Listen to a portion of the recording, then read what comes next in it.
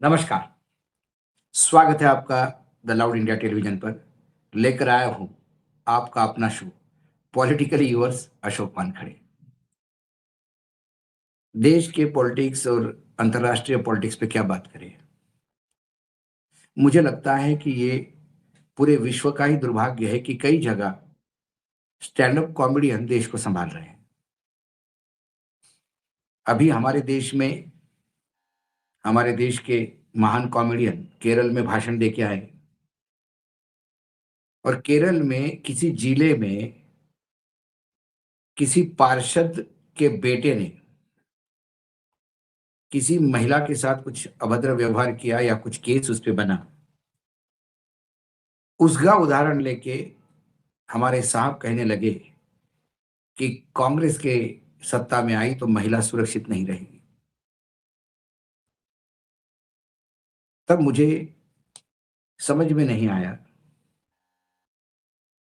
कि केरल के किसी जिले के किसी नगर पालिका के पार्षद के बेटे ने कुछ गलत करने पर पूरे केरल में महिला सुरक्षित नहीं रहेगी क्योंकि कांग्रेस का कैरेक्टर उस पार्षद के बेटे के कुकर्मों से लिखा गया है।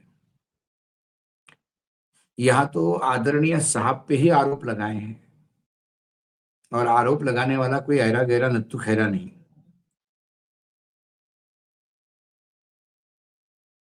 मधु पूर्णिमा केशवर, मधुकेश्वर, राइटिस्ट विचारधारा की, नरेंद्र मोदी की डाई हार्ड फैन, एक लेखिका, एजुकेशनलिस्ट, कॉलेज में पढ़ाती थी, मिरांडा से पढ़ी, जेएनयू से पढ़ी और नरेंद्र मोदी जी के मुख्यमंत्रित्व के काल में उनकी तूती बोलती थी गुजरात में। गोधरा कांड के बाद मोदी के लिए लगातार देश के तमाम पत्रकारों को अपने हेड ऑन लेने के लिए या उनसे करारी टक्कर देने के लिए मधुकेश्वर जानी जाती थी। उन्होंने मोदी जी के ऊपर मोदी नामा किताब लिखी, मोदी को महात्मा गांधी के बराबर तुलना की। उस मधुकेश्वर जी ने जो मोदी जी के बारे में बोला, वो मैं यहां रिपीट नहीं करना चाहता, आपने बहुत जगह सोशल मीडिया पे देखा होगा। क्योंकि जब सुब्रमण्यम स्वामी ने मोदी जी पे आरोप लगाए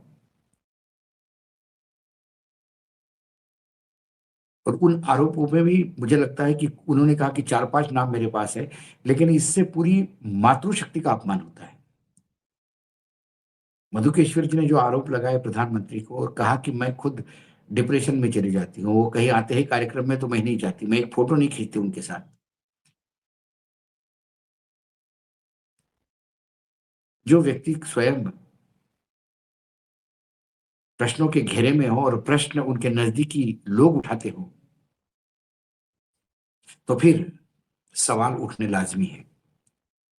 फिर लगता है कि एक स्टैंड अप कॉमेडी है।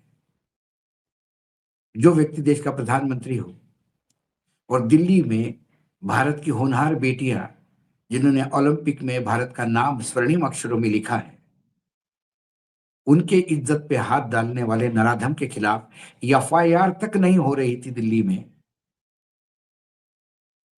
उन्हें सुप्रीम कोर्ट जाके एफआईआर दर्ज करवानी पड़ी क्योंकि वो उनकी इज्जत पे हाथ डालने वाला भाजपा का सांसद था। वो व्यक्ति कहे कि केरल में एक पार्षद के बेटे के व्यभिचार के चलते कांग्रेस आ गया, सत्ता में आ गई तो केरल की महिला असुरक्षित होगी। जहां डबल इंजन की सरकार है वहां सबसे ज्यादा महिलाओं पे अत्याचार है और महिलाओं पे अत्याचारों में जो पहले 3 राज्य है उसमें डबल इंजन की सरकार वाली ही है, यूपी है, मध्य प्रदेश है, राजस्थान है। सीक्वेंस ऊपर नीचे हो सकती है।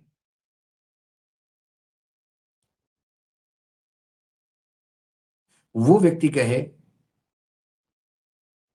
कर्नाटक में देवगौड़ा परिवार का चश्मचिराग सैकड़ों महिलाओं का शारीरिक शोषण करने की सीढ़ी मार्केट में आई और उसके लिए जब वो इंडिया का उम्मीदवार था लोकसभा में, तो उसके लिए प्रधानमंत्री वोट मांगने गए। वो व्यक्ति कहे कि पार्षद के बेटे से, एक बीजेपी के नेता के बेटे ने बिल्कुल रेवंत रेड्डी माफ कीजिएगा, पैच एक काट देना, जो देवगौड़ा परिवार के चश्मे चिराग ने किया, वैसा ही गोवा में एक बीजेपी के नेता के लड़के ने किया। उस पर कुछ नहीं बोलेंगे, लेकिन कहेंगे कि केरल में ये हुआ तो ऐसा हुआ। तो ये स्टैंड अप कॉमेडी नहीं तो क्या है? ये राष्ट्रीय कॉमेडी। लेकिन मैं हमेशा कहता हूं कि व्हाइट हाउस में बड़े मियाँ हैं, दिल्ली में छोटे मियाँ हैं। बड़े मियाँ, छोटे मियाँ सुभान अल्लाह। तो बड़े मियाँ का भी कॉमेडी शो देख लीजिए आप। पहले एक वीडियो को सुनिए, बड़े मियाँ क्या कहते हैं। Destroyed a lot of additional targets today. The Navy's gone, the Air Force is gone, we know that. But we destroyed many targets today. It was a big day. And we are negotiating with them directly and indirectly. We have emissaries, but we also are dealing directly. And as you know, they've agreed to send 8 boats 2 days ago, and then they added another 2, so it was 10 boats.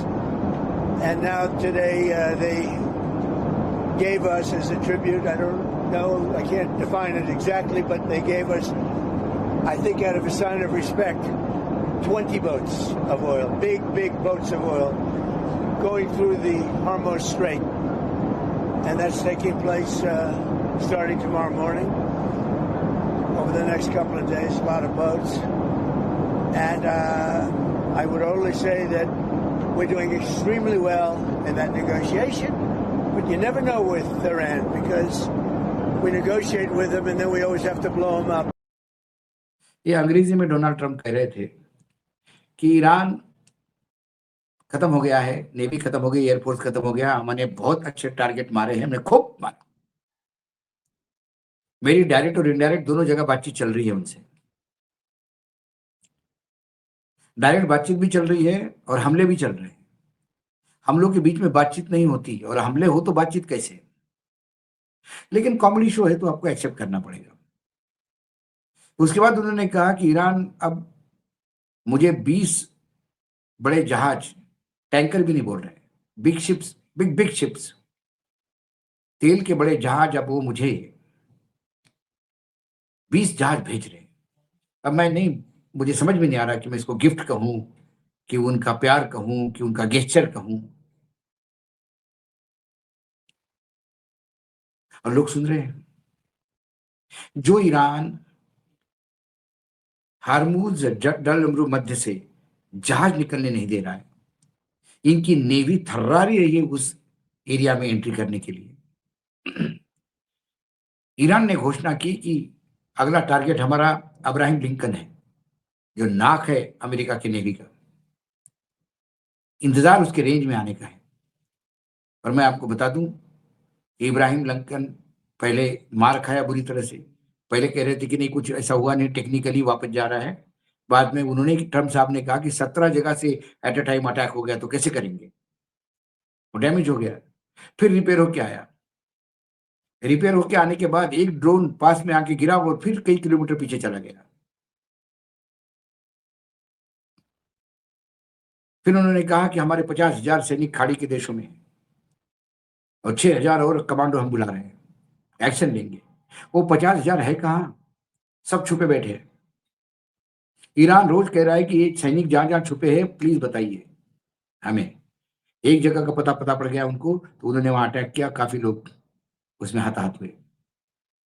America के सारे basis, जितने भी airbase थे, सारे उड़ा दिए। Defence system, जितने air defence system थी, सब पंगु कर दी। उनकी ऑयल कंपनियों को निशाना बनाया। अब ईरान ने धमकी दी है कि यदि ईरान पे जो एजुकेशन इंस्टीट्यूट और रिसर्च सेंटर्स थे, इस पे इजराइल ने हमला किया है, इसकी निंदा अमेरिका करे, नहीं तो अमेरिका की जितनी यूनिवर्सिटीज मिडिल ईस्ट में है, हम उस पर हमला करेंगे। ईरान बोल के हमला करता है, ईरान की खासियत है। और नुकसान हुआ तो बताता है, नुकसान किया तो बताता है। ये जो नुकसान नहीं किया उसको बताते हैं और अपना नुकसान छुपा के चलते हैं, क्योंकि इनको लगता है कि हमारी बेइज्जती हो जाएगी। उन्होंने यूनिवर्सिटी के नाम दिए, लिस्ट दी है। इन जगह पे ये अपने कैंपस है, हम उनको हिट करेंगे। इन्होंने कहा कि हमने इतने कमांडो उतारे हैं, 6000 कमांडो उतारे हैं, लेकिन वो जमीनी एक्शन नहीं लेंगे, वो छापेमारी का युद्ध करेंगे छोटे छोटे जगह पे। ईरान कह रही है कि 20 लाख की आर्मी हमारा स्वागत करने के लिए तैयार है। इसी के बीच इजराइल से खबरें हैं कि इजराइल ने कहा कि यदि ग्राउंड पे फोर्सेस अमेरिका भेजती है तो अपने अकेले फोर्सेस भेजेंगे, हमारी सेना उनके साथ ग्राउंड पे नहीं लड़ेगी। अमेरिका फंस गया। ये एप्स्टीन फाइल है ना, उसकी जो पेन ड्राइव है मोसाद के पास, कई राष्ट्राध्यक्षों को वो नचा रही है।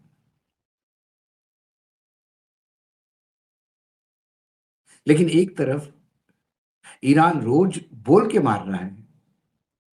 कोई भी निगोशिएशन करने के लिए उन्होंने कहा कि कोई डायरेक्ट इनडायरेक्ट कोई निगोशिएशन चल ही नहीं रहा, हम करना ही नहीं चाहते।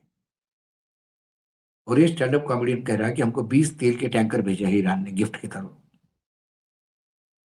इसलिए मैंने कहा कि स्टैंड अप कॉमेडियन का समाज है और हमारे यहाँ दुर्भाग्य से यही लोग सत्ता में बैठे हैं, जो कुछ भी स्टेटमेंट करने के पहले ये नहीं देखते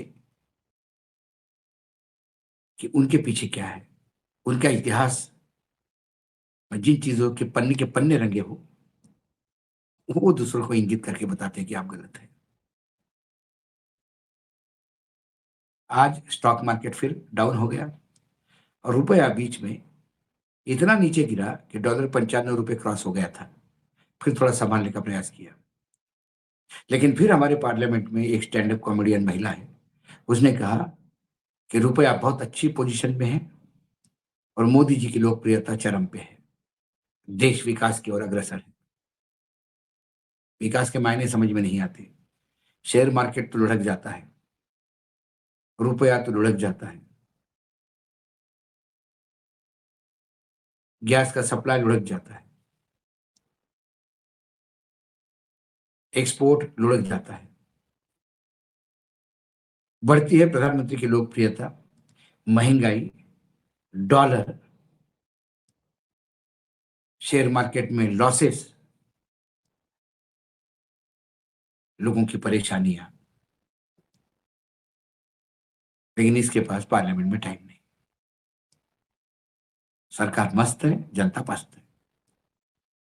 आज पॉलिटिकल यूर्स में इतना ही। कल फिर आता हूं किसी विषय के साथ। तब तक के लिए नमस्कार। देखते रहिएगा लाउड इंडिया टीवी।